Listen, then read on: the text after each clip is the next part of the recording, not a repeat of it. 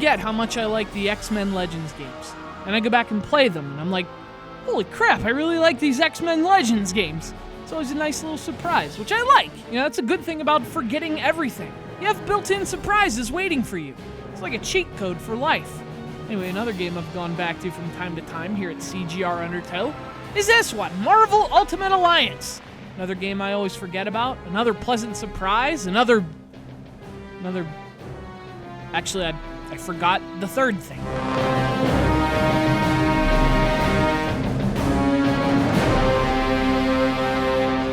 Actually, although I've played them a bunch, I've never actually reviewed any of the Ultimate Alliance games, which shows how on top of my job I am. Except for the Game Boy Advance version. I reviewed that one.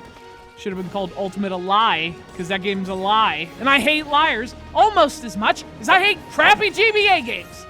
Fortunately, this is not the crappy GBA version. This is the Xbox 360 version, which is probably the best version of Ultimate Alliance.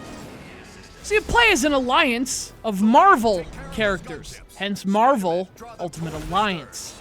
There's a story about Dr. Doom destroying the universe or something like that. Yada yada, Wolverine, you get to hack and slash and level up. Look, let's not get bogged down by the details. It's too much talking. Speaking of which, holy crap, is there a lot of talking in this game? And reading, which is a real issue for me because I refuse to read. That's one thing I have to point out coming back to this game. Holy crap, it's just the talking and the reading and the talking and reading and talking, and now we're reading and talking. And there's just so much of it, and it's so boring that it really does take you out of the game. Because it's not like it's creatively done either. It's just this still shot of the characters with a bunch of boring dialogue on the screen. I mean, at least there's voice acting, but still, it's just a huge drag. Both in that it's a buzzkill, and that it drags. Like a dead uncle. Look, he needs to get over it at some point. Get over it, Pete! I need assistance.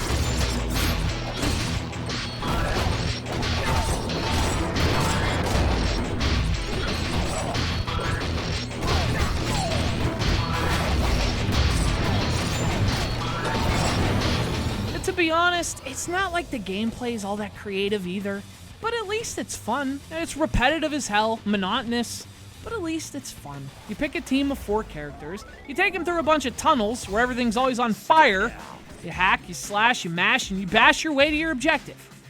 Look, I realize that doesn't sound terribly exciting, but it's an action RPG. It's much more about management, really, putting in the work, which then lets you upgrade your characters, unlock new moves, even new outfits, which is awesome.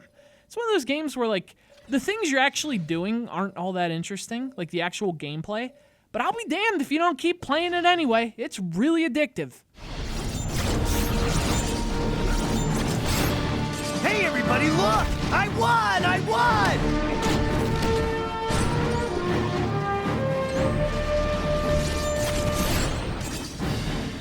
So, in retrospect, I mean, this really is just a continuation of the X-Men Legends games. And in some ways, that's good. In other ways, not so much. I mentioned the game's repetitive nature, but its biggest weakness is the level design. The gameplay wouldn't feel nearly as repetitive had the levels, like, actually complemented the gameplay, or had they given you anything interesting at all. Instead, it's like, tunnels, hallways, smash this, turn on that. It's like game design on autopilot. And it's a bummer, because it's fun, you know, and you want to keep playing. But it's almost like the levels are trying to stop you. Like there's some kind of built-in parenting mechanism that's like, now, kids, you've been playing long enough. Plug in one more generator and then get your ass to bed.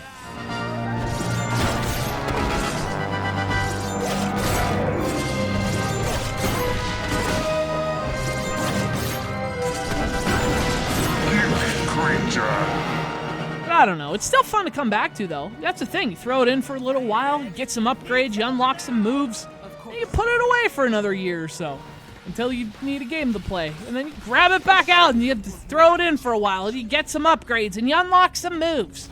And you put it away for another year or so. And then you get the point. And when you pull it back out, phrasing, you'll be surprised all over again by how much fun you have with it. Also phrasing. Just don't let it linger, cranberries. Otherwise, the repetition will drive you crazy, and you just won't sleep. Britney, bitch. Also, too much reading. But it looks good, it plays well, and somehow, even though it's the least surprising game ever, it's always a surprise. It's Marvel Ultimate Alliance for the Xbox 360. Big thanks to our dear close personal friend Victor from Melville, New York, for sending it to the show. Just one more generator.